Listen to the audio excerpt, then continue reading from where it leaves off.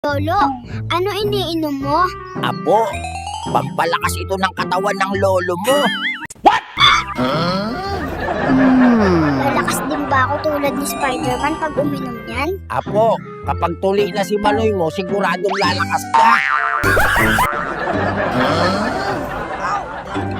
Lolo, laro naman tayo. Wala ako kalaro eh. Apo, magpagawa ka ng kapatid sa magulang mo para may kalaro ka.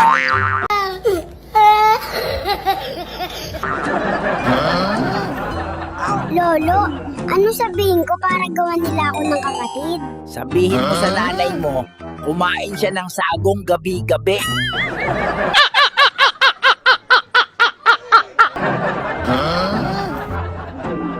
Bobo mo naman, Lolo.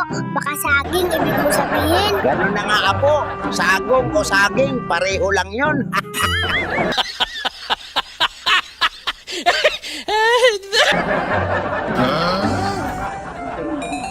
Lolo, kahit nga araw kinakain ni nanay yung saging pero hindi pa rin siya busog. Baka kasi maliit lang yung saging, Apo.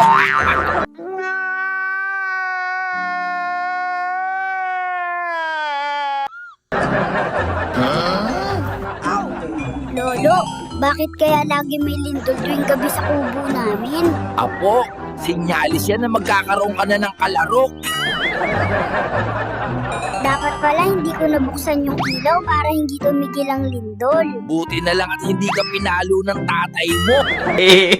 Ayaw kami na. Sino?